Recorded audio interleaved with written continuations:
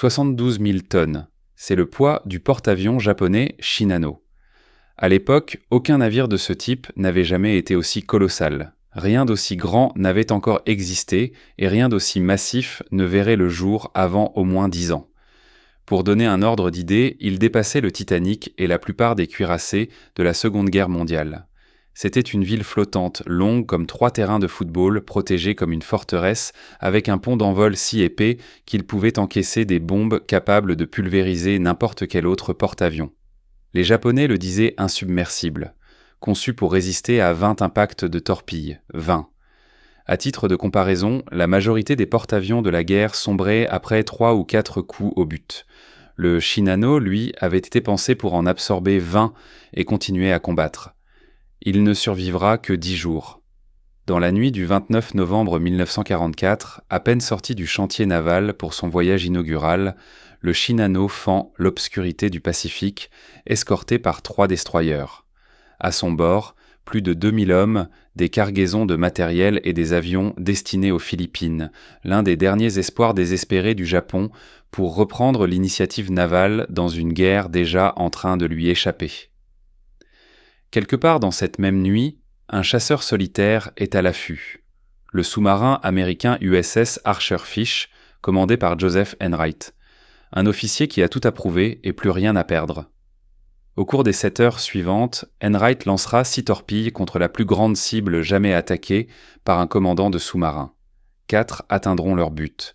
Et à l'aube du 30 novembre, les 72 000 tonnes de ce super porte-avions japonais reposeront au fond du Pacifique, emportant avec elles 1400 hommes et les derniers rêves de suprématie navale du Japon. C'est l'histoire du plus grand coup jamais porté par un sous-marin. L'histoire de 4 torpilles qui ont détruit ce que 20 étaient censés ne jamais pouvoir abattre. L'histoire d'une nuit où tout ce qui pouvait tourner mal pour le Japon a basculé dans le désastre, de manière brutale, presque inimaginable. 112 000 tonnes, 10 jours de service, insubmersible, disparu. Mais pour mesurer l'ampleur de la catastrophe, il faut d'abord comprendre ce que le Shinano était censé être. En 1940, le Japon se prépare à un affrontement inévitable avec les États-Unis. La marine impériale lance alors la construction des plus grands navires de guerre jamais conçus, les cuirassés de la classe Yamato.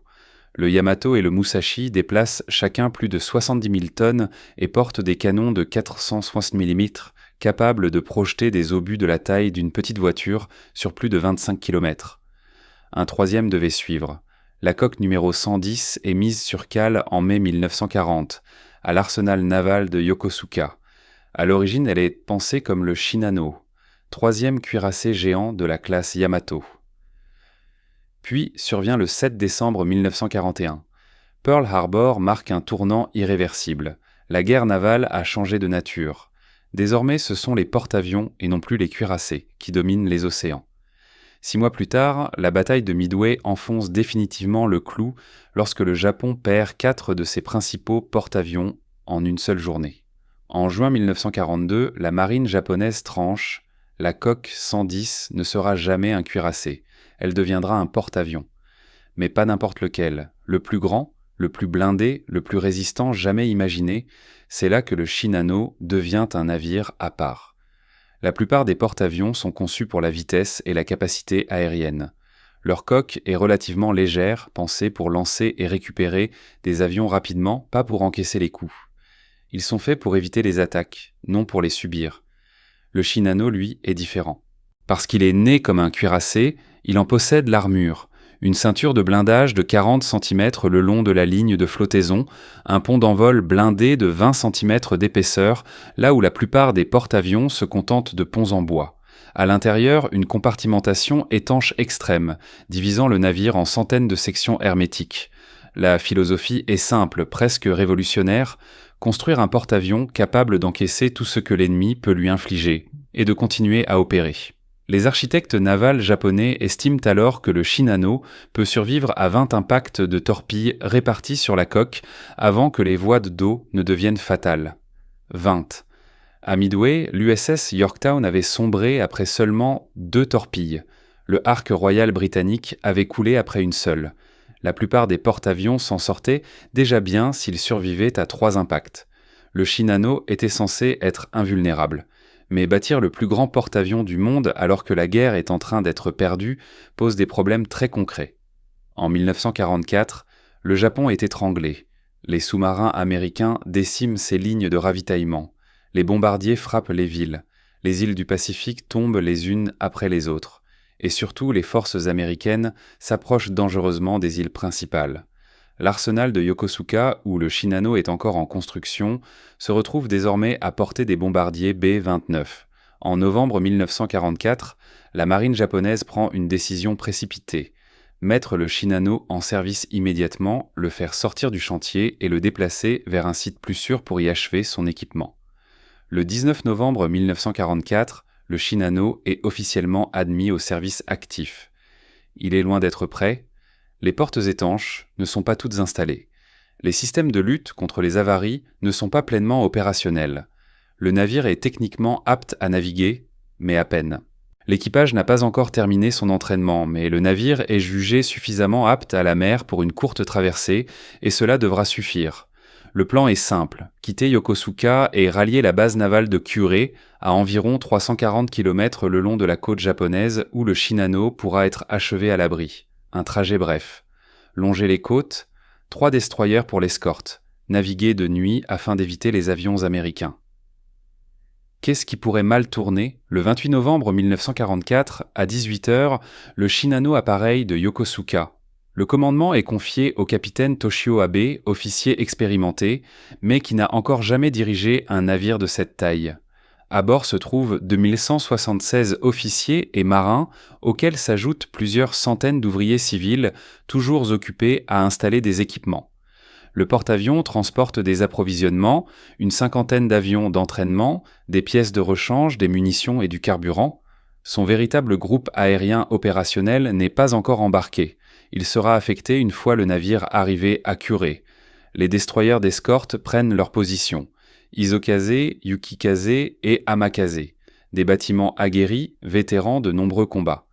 Leur mission est claire, protéger le géant durant ce voyage inaugural, particulièrement vulnérable. Le Shinano quitte la baie de Tokyo et gagne le Pacifique à une vitesse de 18 nœuds, suivant une route en zigzag pour compliquer toute tentative d'attaque. Sur la passerelle, le capitaine Abe est confiant. Son navire est le porte-avions le plus lourdement blindé jamais construit. Il navigue près des côtes japonaises, là où les sous-marins américains opèrent rarement. Les destroyers battent activement la mer à la recherche de menaces. Et surtout, ils avancent de nuit, le moment le plus difficile pour une attaque sous-marine. Ce que le capitaine Abe ignore, c'est qu'à environ 200 milles nautiques devant lui, le sous-marin américain USS Archerfish vient tout juste de faire surface pour recharger ses batteries. Exactement sur la trajectoire du Shinano. Pour comprendre ce qui va suivre, il faut maintenant s'arrêter sur le commandant Joseph Enright, car l'histoire du naufrage du Shinano est aussi celle d'un homme qui joue sa réputation. Le 28 novembre 1944, l'USS Archerfish, sous-marin SS-311, entame sa 5e patrouille de guerre. C'est un bâtiment de la classe Balao, long d'environ 95 mètres, déplaçant 1500 tonnes en surface et 2400 en plongée. Rapide, robuste, fiable, armé de 10 tubes lance-torpilles, 6 à l'avant, 4 à l'arrière. À sa tête se trouve Joseph Enright, 35 ans, un officier qui, de son propre aveu, est en quête de rédemption. Retour en mai 1943, à l'époque, Enright commande un autre sous-marin, l'USS Dace. En patrouille dans le Pacifique, il tombe sur ce que tout sous-marinier appelle une occasion en or, un porte-avions japonais, faiblement escorté, parfaitement positionné, à portée idéale. Un tir presque évident, et pourtant il rate. Pas à cause d'un dysfonctionnement ni d'un coup du sort, mais parce qu'il se trompe dans l'estimation de la vitesse de la cible et déclenche le tir au mauvais moment. Toutes les torpilles passent devant ou derrière le porte-avions sans l'atteindre. La marine américaine ne relève pas un commandant pour une seule erreur, mais Enright est discrètement écarté du commandement et affecté pendant des mois à des postes administratifs, tandis que d'autres commandants accumulent les succès et les décorations. C'est le genre d'échec qui hante un officier toute sa vie. Le tir manqué, l'ennemi qui s'échappe parce qu'on a mal calculé. Mais la Navy lui accorde une seconde chance. En mars 1944, Enright reçoit le commandement de l'USS Archerfish. Depuis, il enchaîne les patrouilles, traquant méthodiquement le trafic japonais, bien décidé à prouver qu'il mérite sa place à la tête d'un sous-marin de flotte. À l'automne 1944, l'Archerfish est devenu l'un des bâtiments les plus efficaces du Pacifique. L'équipage a confiance en son commandant. Le sous-marin fonctionne parfaitement. Il ne manque plus qu'une chose, le grand coup, celui qui efface les erreurs du passé et forge une réputation. Ce moment est proche. Le 28 novembre 1944, à 20h48, l'Archerfish navigue en surface au sud-est de la baie de Tokyo, rechargeant ses batteries après une journée passée en plongée. C'est une manœuvre risquée, mais indispensable. Les sous-marins diesel électriques utilisent leurs batteries sous l'eau et celles-ci doivent régulièrement être rechargées grâce aux moteurs diesel qui, eux, ont besoin d'air. La nuit est claire, la mer est calme, la visibilité est excellente, une bénédiction et un danger. On voit mieux les menaces, mais elles peuvent aussi vous repérer plus facilement. Soudain, la voix de l'opérateur radar brise le silence. Contact radar, relèvement 090. Distance 25 milliards, environ 12 milles nautiques, et c'est une signature imposante. Plusieurs navires, avançant rapidement vers le sud-ouest, le long de la côte japonaise. Enright rejoint la passerelle en quelques secondes. Il lève ses jumelles et scrute l'horizon. Il les voit alors. 4 silhouettes. 3 petites, des destroyers sans aucun doute, et au centre quelque chose d'énorme. Une masse bien trop grande pour être un croiseur. Trop massive, même pour un cuirassé. Enright chasse les navires japonais depuis 2 ans. Il connaît leurs silhouettes par cœur. Et jamais il n'a vu un bâtiment de cette taille. Officier de quart, alerte générale. En avant toute, cap 090. L'Archerfish s'ébroue. Les alarmes résonnent dans tout le sous-marin. Les hommes courent vers leur poste de combat, tandis que le bâtiment accélère brutalement, se lançant à la poursuite de la plus grande proie qu'Enright ait jamais vue. Les moteurs diesel hurlent à pleine puissance tandis que le sous-marin tente de se placer pour une attaque. Mais un problème majeur apparaît immédiatement. La cible est rapide. Le radar l'estime entre 18 et 20 nœuds, une vitesse que l'Archerfish ne peut pas soutenir longtemps en surface. Pire encore, le groupe ennemi zigzague, changeant de cap toutes les quelques minutes pour déjouer les attaques sous-marines. C'est le cauchemar absolu de tout commandant de sous-marin. Vous avez repéré une cible capitale, énorme, précieuse, mais elle est trop rapide, trop manœuvrante pour être poursuivie directement. Enright, toutefois, dispose d'un avantage décisif. Il connaît ses eaux. Il connaît les routes côtières japonaises. Et surtout, il peut anticiper la destination de sa proie. Navigateur, tracez une route d'interception. Supposons qu'ils se dirigent vers le détroit de Kii. Calculez leur position dans 3 heures. Le détroit de Kii, le passage entre Honshu et Shikoku, est la porte d'entrée de la mer intérieure et des grandes bases navales japonaises. Si ce navire est un bâtiment capital cherchant à se mettre à l'abri, c'est forcément par là qu'il passera. Enright prend alors sa décision.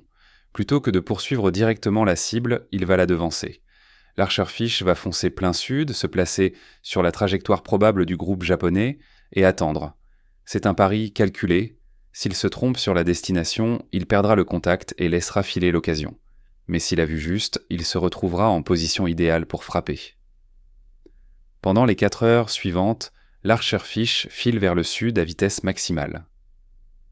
Les moteurs diesel sont poussés à bout, l'équipage restant en surface pour conserver chaque nœud possible. Et tout au long de cette course, Enright repense à mai 1943, au porte-avions manqué, aux tirs gâchés, à la réputation qu'il tente encore de reconstruire. Cette fois, il ne ratera pas. 29 novembre 1944, 0h10. Un peu après minuit, l'Archerfish a déjà couru vers le sud pendant plus de 3 heures. Enright commence à douter, le contact radar a disparu. Désormais, tout repose sur des calculs et des hypothèses, et si elles sont fausses, toute la nuit aura été gaspillée à poursuivre des fantômes. Puis la voix de l'opérateur radar fend le silence. Contact, relèvement 270, distance 12 milliards, ils sont de retour. Le pari d'Enright a fonctionné. Le groupe japonais se trouve exactement là où il l'avait prévu, progressant vers le sud-ouest en direction du détroit de Kii. Et cette fois, l'Archerfish est devant eux, parfaitement positionné. Officier de plongée, immersion à la profondeur périscopique. Préparez tous les tubes, mise en condition d'attaque. Le sous-marin glisse sous la surface et s'équilibre à environ 18 mètres de profondeur. Les procédures de navigation silencieuse entrent en vigueur. Les équipements non essentiels sont coupés. Les hommes se déplacent avec une lenteur calculée, chaque geste mesuré pour ne pas trahir leur présence.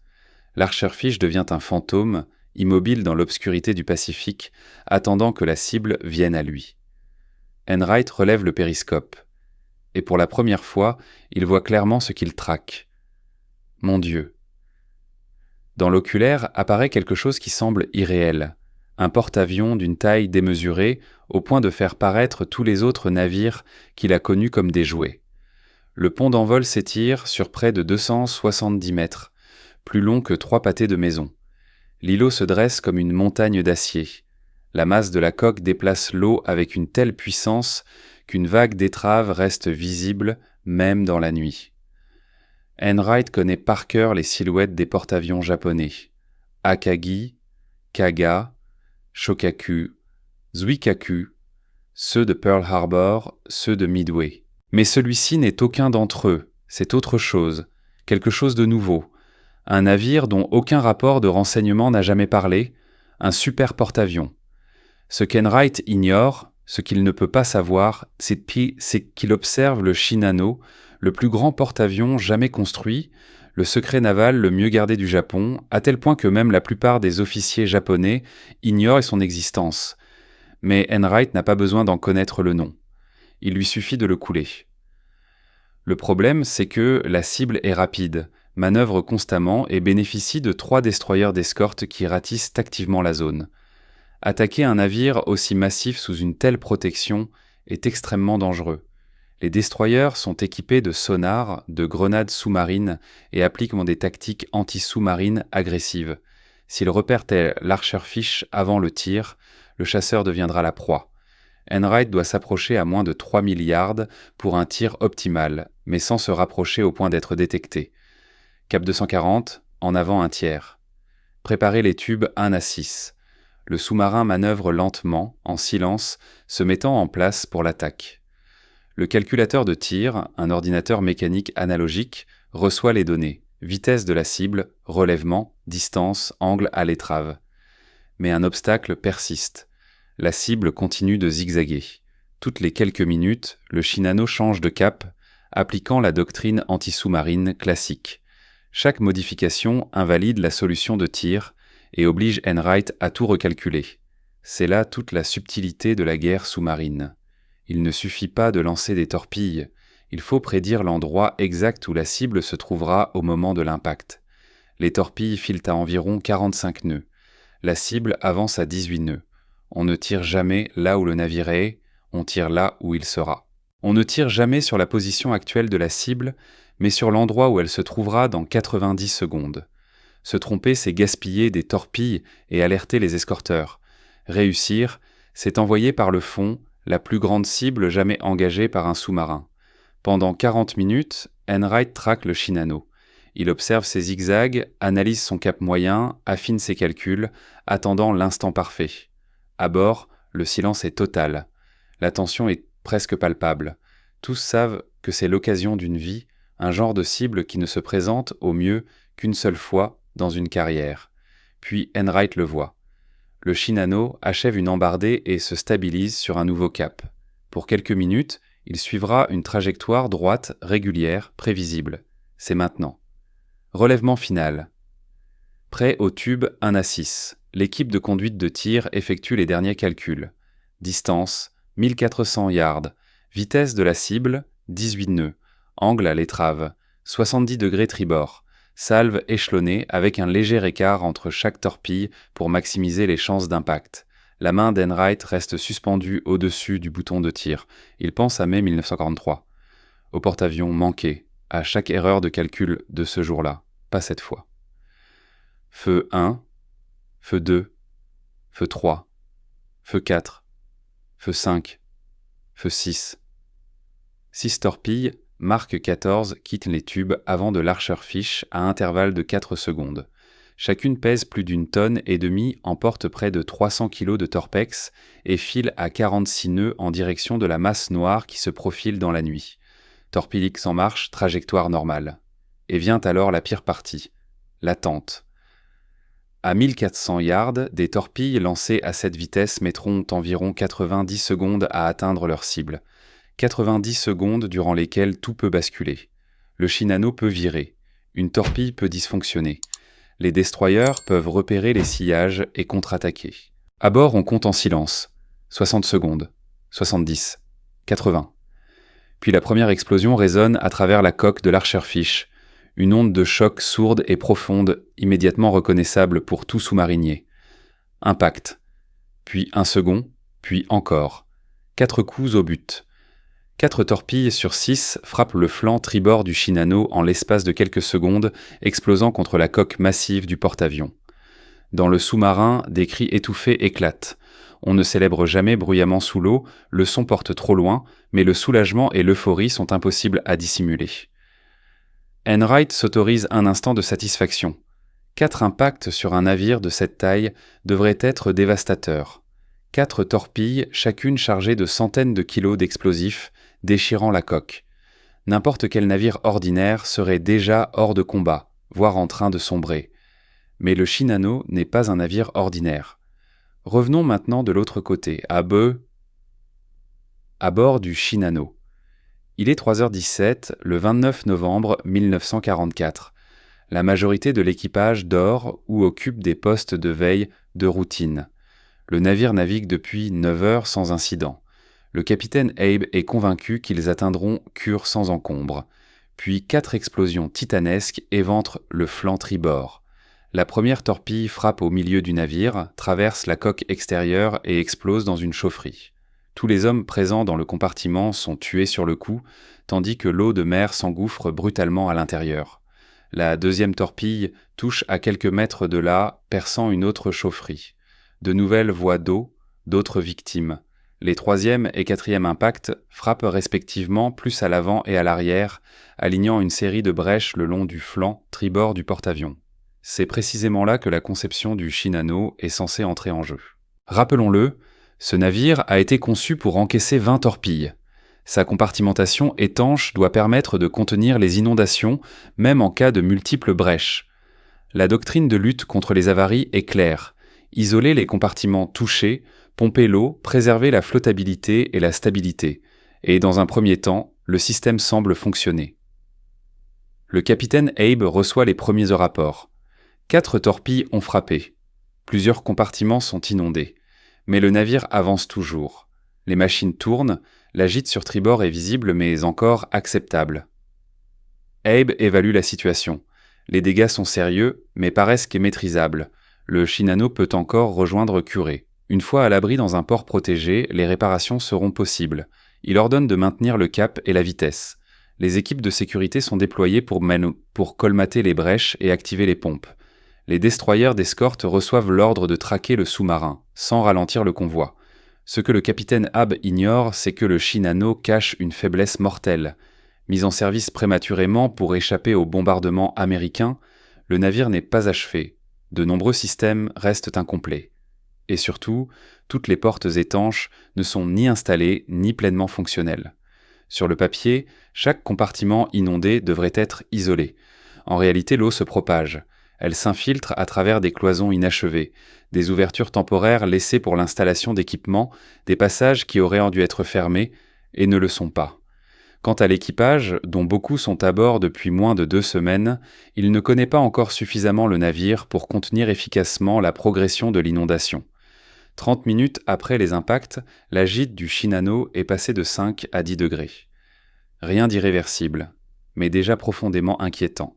Pendant ce temps, à bord de l'Archerfish, Enright a déjà donné l'ordre de plonger profondément et de passer en silence absolu. Procédure classique, après une attaque à la torpille, s'éloigner de la zone aussi vite et discrètement que possible. Les destroyers vont fouiller frénétiquement les environs et rester pour observer les dégâts est le meilleur moyen de se faire pilonner aux grenades sous-marines. Enright ignore s'il a coulé sa cible ou seulement gravement endommagé le navire. 4 impacts devraient en suffire. Mais ce bâtiment était gigantesque. Il pourrait survivre. Il ne peut rien faire de plus. Éviter, attendre, espérer. À bord du Shinano, en revanche, la situation se dégrade rapidement. À 4 heures du matin, 1 heure après l'attaque, la gîte atteint désormais 12 degrés. Les pompes tournent à plein régime, mais elles n'arrivent plus à contenir l'afflux d'eau. L'inondation gagne des compartiments qui n'avaient pas été touchés au départ. Le capitaine Abe commence à mesurer l'ampleur du désastre. Il ordonne à tout le personnel disponible de se consacrer à la lutte contre les avaries. Les hommes sans rôle essentiel sont déplacés vers bâbord afin de compenser la gîte. La vitesse est réduite à 15 nœuds pour diminuer la pression de l'eau sur les brèches. Mais cela ne suffit pas. À 5 heures du matin, 2 heures après les torpilles, la gîte atteint 15 degrés. Le Shinano penche désormais visiblement sur tribord. L'eau a atteint les salles des machines. La production d'électricité devient instable. Les pompes commencent à tomber en panne. Puis survient l'impensable. L'inondation atteint les réservoirs avant de carburant aviation, du carburant aérien. Des milliers de litres d'essence hautement inflammable destinés aux avions du porte-avions s'échappent et se répandent dans les compartiments envahis par l'eau. Le carburant flotte à la surface, se propage dans le navire et crée une atmosphère toxique, explosive. Dans les compartiments inondés, des marins perdent connaissance, intoxiqués par les vapeurs.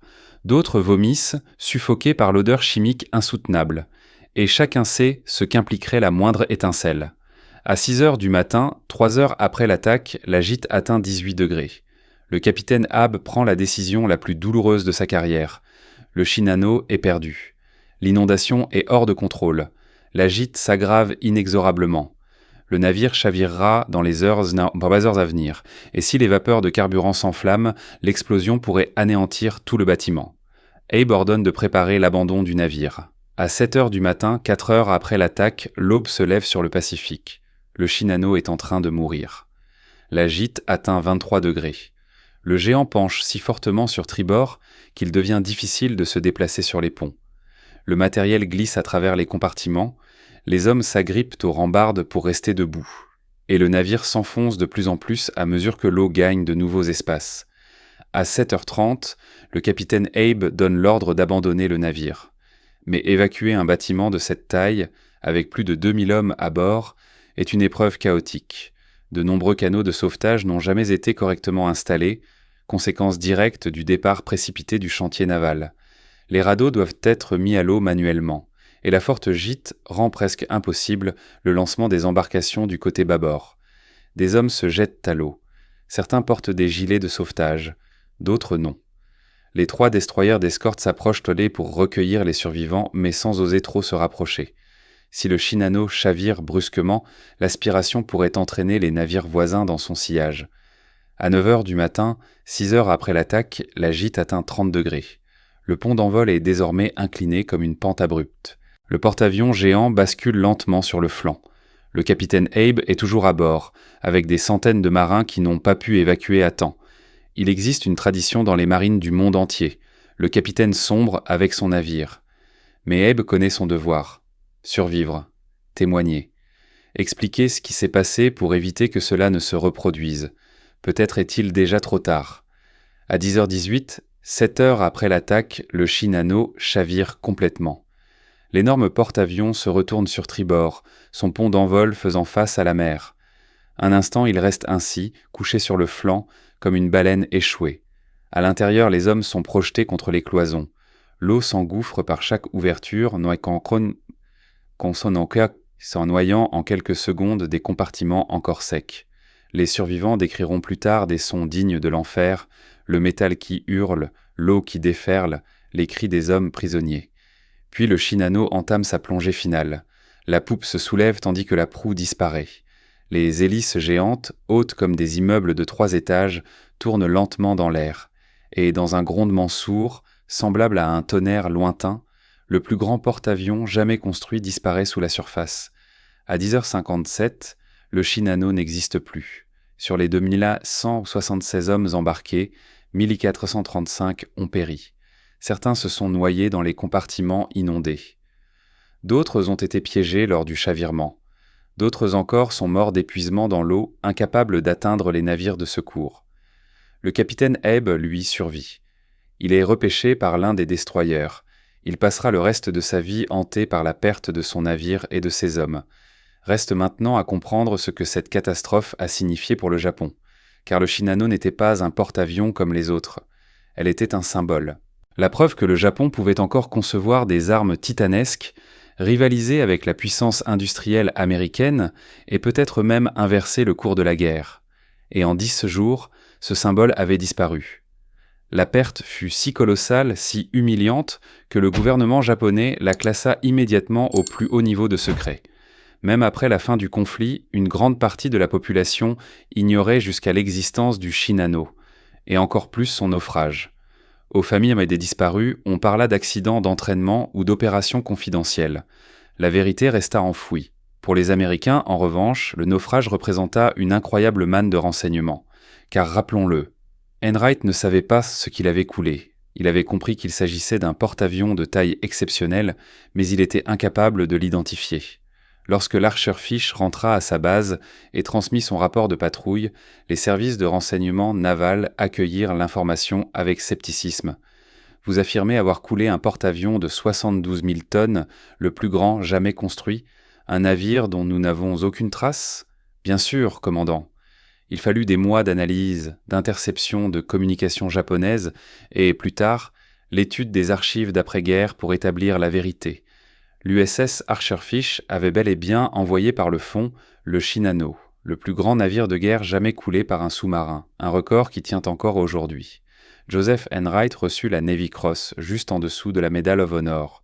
Son équipage fut décoré, et sa réputation ne fut pas seulement restaurée, elle fut gravée dans l'histoire comme celle de l'un des plus grands commandants de sous-marins de la guerre.